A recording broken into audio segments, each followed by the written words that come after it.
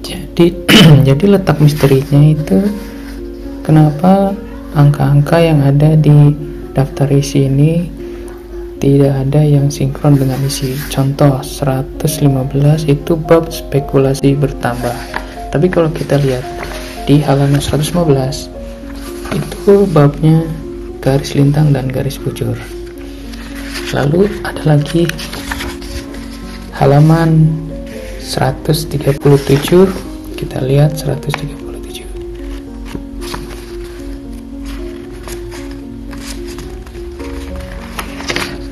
Tidak ada bab. Ini menunjukkan bahwa memang buku misteri. Kembali lagi di acara review amatir, sebuah program review apapun dari seorang saya yang amatir. Terakhir itu saya review buku Confession karangan Minato Kanae. Wah, udah setahun ya. Cukup lama juga ya. Berasa baru kemarin saya nge-review, ternyata udah setahun juga. Jadi terakhir di buku itu saya mereview tentang Confession itu berkesimpulan ya. Pada akhirnya saya berkesimpulan bahwa cerita yang ada di Confession itu ternyata tidak relate. Tapi ternyata setelah video itu diupload, 1 minggu kemudian terjadi kasus pembunuhan di Indonesia. Anak kecil yang membunuh anak kecil. Padahal saya kemarin baru aja bilang kalau kasus yang di Minato, yang di buku Confession itu tidak relate, ternyata malah kejadian. Dan kali ini saya akan mencoba mereview buku The Tokyo Zodiac Murders atau pembunuhan Zodiac Tokyo karangan Shoji Shimada. Oke, dari covernya ini berwarna merah, ada list hitamnya, dan jelas di situ ada tulisan The Tokyo Zodiac Murder, ada kancinya juga, ada bahasa Indonesianya juga, pembunuhan Zodiac Tokyo. Ternyata buku ini adalah buku cetakan kesekian ya, kalau tidak salah itu cetakan ke berapa gitu, ke-5 apa ke berapa. Kalau nggak salah buku pertama kali lihat buku karangan Shoji Shimada ini itu waktu tahun 2012 kalau nggak salah. Saya pernah jalan-jalan ke Gramedia dan ternyata di sana ada buku yang berwarna putih, covernya itu berwarna putih, dan ternyata dibandingkan dengan cover buku yang merah ini, ternyata yang putih itu lebih menarik. Menurut saya itu yang putih lebih menarik. Kenapa? Ya karena mungkin secara penampakan itu bukunya sangat minimalis ya, warnanya putih tapi ada list hitam dan merah seperti itu. Nggak tahu sekarang masih ada nggak yang buku list buku putih itu, saya nggak tahu masih ada apa sudah tidak ada. Tapi kalau misalnya bukunya sudah cetak ulang terus ganti cover itu biasanya sudah tidak ada lagi. Tapi ya nggak tahu, siapa tahu nanti ada yang menemukan buku pembunuhan Zodiac Tokyo yang berwarna putih. Kalau saya bandingkan dibandingkan dengan buku yang putih dengan buku yang merah sekarang, kalau saya sih lebih suka yang putih. Tapi yang putih itu terlalu spoiler, karena di depan covernya itu ada penampakan boneka-boneka gitu ya. Disayangkan sekali kalau misalnya hal-hal itu tuh muncul di buku gitu, jadi jatuhnya spoiler. Nah, dulu itu kenapa saya tidak membeli buku yang berwarna putih ya karena ya spoiler aja gitu. Begitu lihat, oh ini udah ada boneka-boneka, terus lihat di blurbnya juga tentang pembunuhan berantai gitu, itu menciptakan azot. Dan di cover depannya justru malah kelihatan ada potongan-potongan gitu, jadi kelihatan ya pokoknya akhirnya jatuh kepada asumsi bahwa bukunya itu nanti spoiler, udah ada spoiler di covernya gitu. Tapi begitu selang berapa waktu, akhirnya kenapa saya waktu itu tidak jadi membeli ya karena kemudian setelah melihat covernya kok jadi nggak menarik, ya udah nggak jadi beli gitu aja. Tapi ternyata begitu muncul cover yang berwarna merah ini ya agak dark ya, gelap gitu, kelihatan sisi gelapnya itu kelihatan. Cuman bukunya itu tidak terlihat istimewa karena saya ingat sama diktat pelajaran kimia dulu, buku yang seperti ini mirip sekali gitu, warnanya merah terus ada list warna hitamnya begitu. Untuk dari segi cover saya lebih cenderung suka dengan cover yang putih, tapi kalaupun masih ada itu sebaiknya desain cover yang di depannya itu dihilangkan saja, mungkin diganti dengan huruf seperti yang di buku merah ini. Buku merah ini kan cuma ada huruf saja tanpa ada spoiler manapun. kecuali ketika kita lihat di belakangnya itu udah ada clue-cluenya ya. Kalau tentang di belakang covernya itu ada blurb yang menceritakan secara keseluruhan.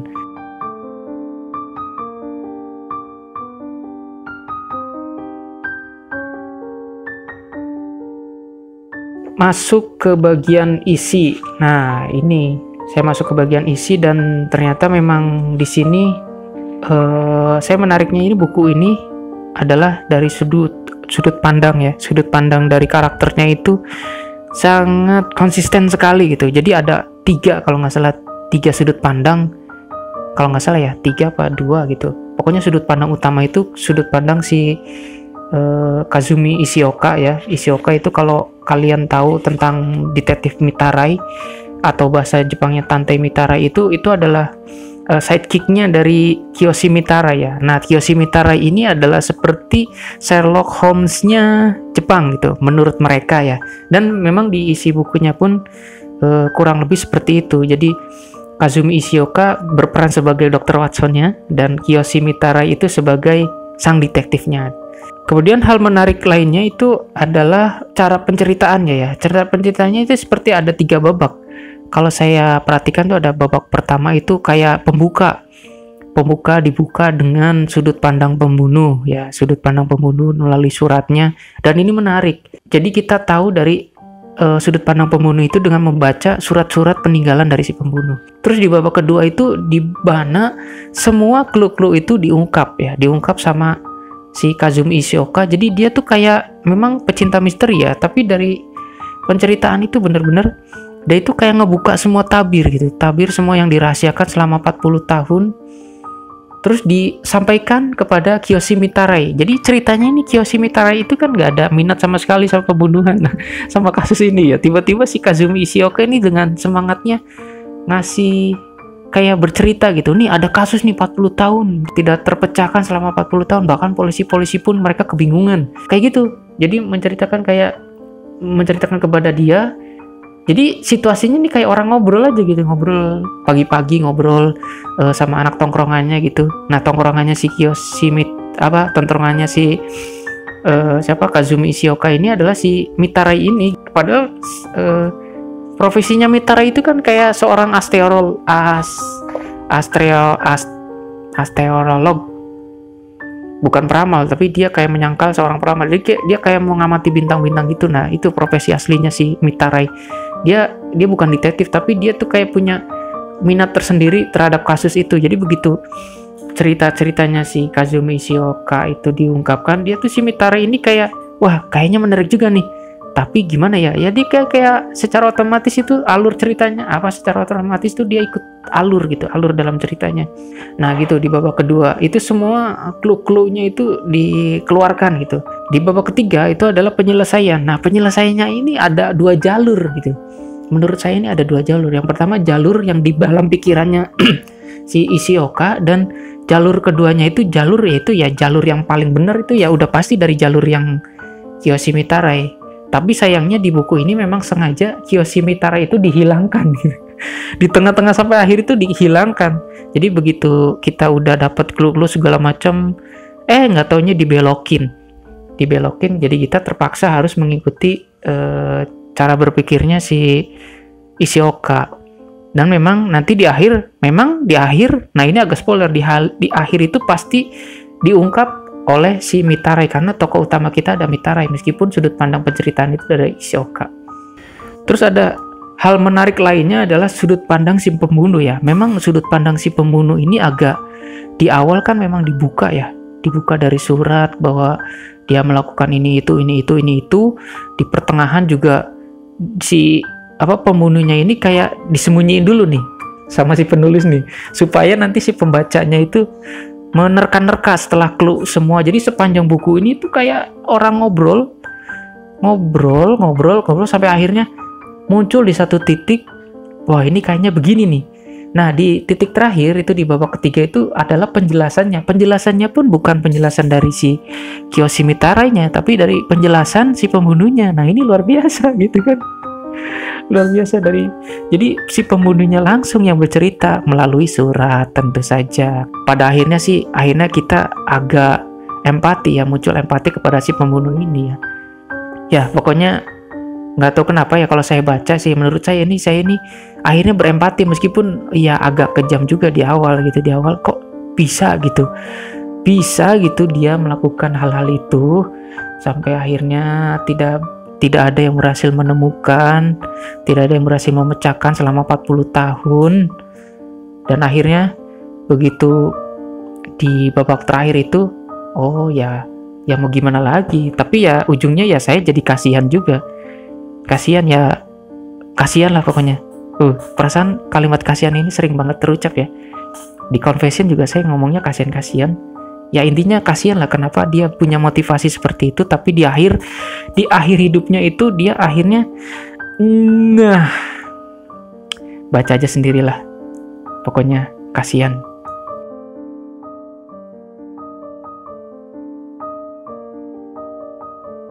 Sebenarnya saya nggak bosan ya, mungkin beberapa orang mungkin akan bosan narasi yang begitu panjang. Ini kayak orang ngobrol gitu, ngobrol aja antara Ishioka sama Mitara itu, dia ngobrol aja gitu, ngobrol tentang kasus ini mungkin dalam sekali duduk gitu.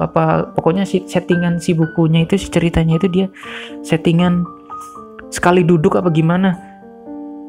Tapi di beberapa titik itu saya merasa ada si penulis ini saya merasa si penulis itu kayak sampai sini dulu aja lah, nanti mungkin dipikirkan lagi, ditulis lagi. Soalnya ada hal yang terputus. Jadi pertama itu mungkin lagi semangatnya dia nulis, ketik pas di pertengahan tiba-tiba ini enaknya digimanain gitulah. Saya rasanya ada satu titik seperti itu gitu. Ya nggak tahu juga, ini pendapat pribadi ya mungkin. Jadi agak berat juga sih ya. Saya belum pernah bertemu dengan seorang penulis yang hanya sekali duduk terus dia selesai satu novel. Kayaknya enggak deh ya, jadi ada jeda-jedanya tuh. Nah di buku ini tuh kerasa gitu, alur ceritanya tuh berjedanya tuh kerasa.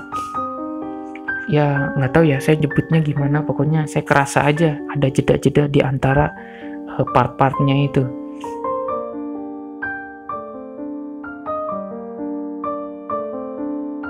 Beberapa hal yang saya benci dari buku ini adalah, satu yang paling kentara itu adalah penjelasan soal bujur lintang, bujur geografis, tentang kedalaman. Memang nanti ada kaitannya sih kedalaman dengan ditemukannya potongan-potongan tubuh itu, memang berkaitan, memang ada kaitannya. Cuman, nah itu yang tadi saya bilang ada kayak pembelokan. Jadi clue-nya udah dikeluarkan nih. Clue si Ishioka ini udah cerita tentang penemuan mayat, tentang kedalaman, tentang itu fakta-fakta yang dikeluarkan secara sepanjang buku gitu. Tapi di tengah-tengah juga ada fakta tentang lintang, garis bujur, garis geografi yang gak jelas. Ya jelas, sebenarnya jelas sih. Cuman akhirnya ini kayak membuyarkan pandangan kita terhadap kasus ya. Tapi di sini kayak digabung-gabungin gitu, kayak dicocok-cocokin gitu. Tapi nyatanya di pertengahan sampai terakhir itu nggak dibahas lagi itu garis-garis itu. Udah pusing di depan, di tengah nggak ada, di belakang nggak disinggung sama sekali. Itu akhirnya ya itu yang saya benci itu. Terus yang kedua mungkin saya benci sama penyelesaian kasus pembunuhan ruang tertutup gitu. Agak benci aja, kenapa nggak tuntas gitu kan. Kenapa nggak tuntas? Jadi di awal nih si orangnya nih meninggal, mati di ruangan yang tertutup rapat, tapi di pertengahan sampai akhir itu penyelesaiannya tuh gitu aja. Gimana? Jadi dibaca lagi dari ulang lagi, di awal lagi, dibaca lagi, diulang lagi. Oh memang begitu penyelesaiannya. Jadi cerita keseluruhannya itu gini. Disebut ada tokoh Heiichi Umezawa meninggalkan sebuah note kematian. Jadi di note itu, di surat itu, dia berencana ingin menciptakan sebuah wanita yang sempurna yang bernama Azot. Dia ingin menciptakan Azot, tapi di perjalanan kisahnya, di perjalanan cerita, di tengah-tengah itu Umezawa Heikichi ditemukan meninggal. dia ditemukan meninggal sebelum dia melakukan pembunuhan Azot tadi. Jadi misterinya itu gimana caranya pembunuhan Azot itu terjadi ketika pelaku utamanya itu meninggal. Kan bingung ya. Nah, si Umezawa Heikichi ini dia meninggal dalam ruang tertutup. Misterinya itu bagaimana caranya ada pelaku pembunuhan meninggal sebelum melakukan pembunuhan. Meninggalnya pun di ruang tertutup. Itu gimana? Nah, itu misteri terbesarnya. Kenapa disebutkan bahwa tragedi pembunuhan ini terjadi tidak terpecahkan selama 40 tahun. Itulah yang membuat Ishioka dan Kiyoshi Mitarai penasaran bagaimana pembunuhan itu bisa terjadi dan siapa pelakunya. Akhirnya kan para pembaca diharuskan melakukan pengerucutan atau penelusuran ya. Penelusuran melalui buku-buku dan fakta-fakta yang dikemukakan oleh Ishioka. Ya mau gimana, jadi secara jadi kita membaca buku itu tuh benar-benar sambil menyelidiki secara keseluruhan. Cuman ya itu yang saya benci, saya pribadi benci karena penjelasannya itu kayak sengaja dibelokkan sama penulis. Jadi seolah-olah ini bener nih, bener. Ini kayaknya iya. Tapi ternyata di akhir bukan begitu. Tapi secara keseluruhan plotnya itu bagus. Jadi plotnya bagus, penggambaran karakternya juga menarik. Cuman arah plot dari awal kan karena ini sudut pandang Ishioka ya. Jadi ya mau nggak mau kita harus ngikutin jalan ceritanya yang dilakukan oleh Ishioka. Sementara di tengah-tengah itu kan si Mitarainya itu sengaja dihilangkan. Entah kemana dia itu. Kemana tiba-tiba tidak dilibatkan lagi dalam beberapa paragraf atau beberapa halaman di pertengahan buku sampai akhir. Nah itulah mungkin tujuan dari penulis itu supaya kita ini mengungkap siapa yang sebenarnya. Tapi kita itu secara tidak langsung malah mengikuti cara berpikirnya si Ishioka. Nah itu gimana tuh menurut kalian? Kalau menurut saya sih agak benci ya. Kalau saya agak benci kenapa plotnya itu begini gitu. Tapi begitu plot itu dikemukakan atau akhirnya tabir misteri itu terpecahkan, ya saya akhirnya puas. Ya puas sekali. Karena ya secara dari sudut pandang pembunuhnya juga kena, dari sudut pandang korban juga kena, dapat gitu. Terus dari kan ada satu orang nih yang sebenarnya dia tuh alat. Itu juga ya nyambung dan masuk akal juga sih karena di era tersebut beberapa hal tersebut itu terjadi gitu.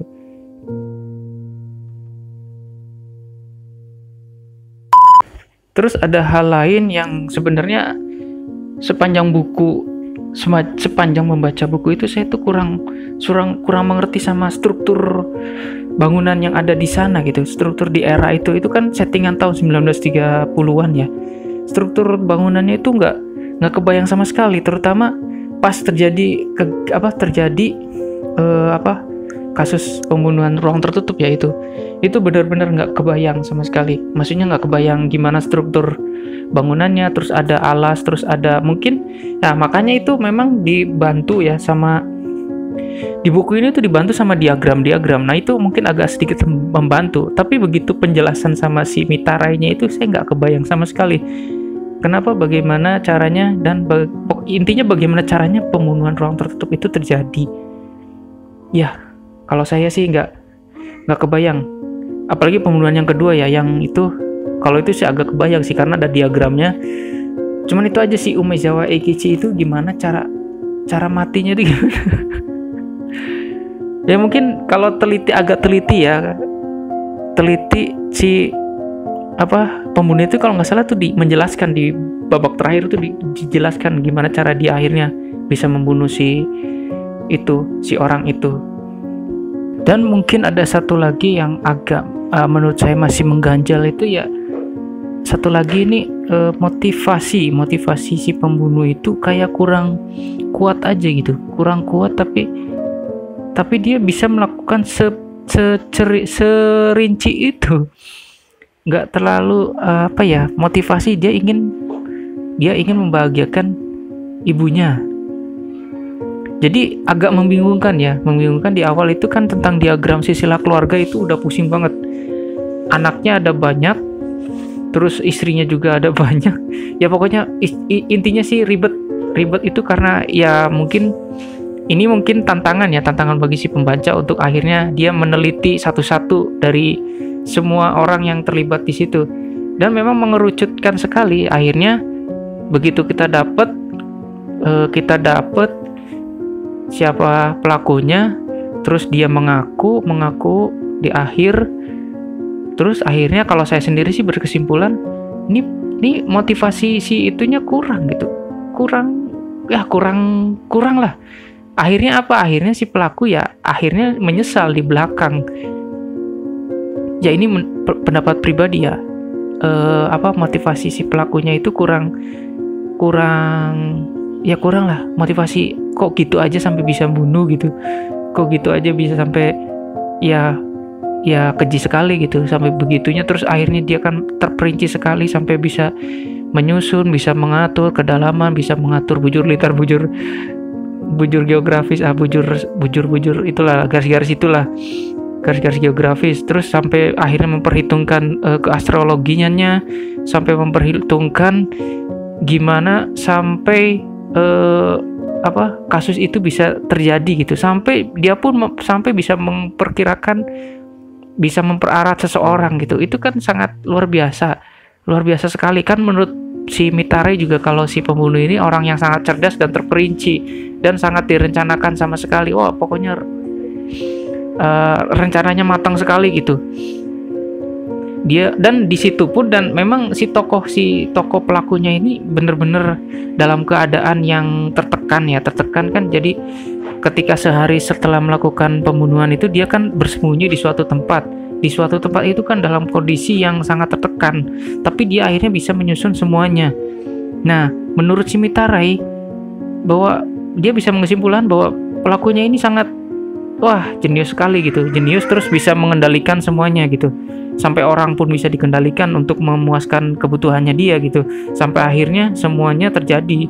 Dan kasusnya pun sebagai ya kita bisa acungkan sebuah prestasi ya bagi dia kalau dia itu bisa sampai tidak terpecahkan kasusnya itu selama 40 tahun.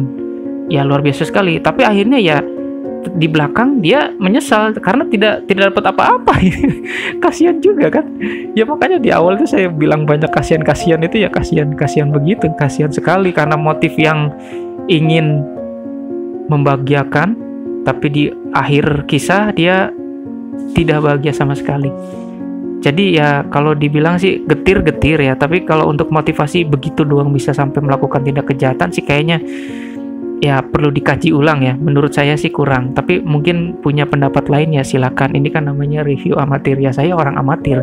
Saya baca bukunya terus akhirnya saya berkesimpulan punya pendapat sendiri.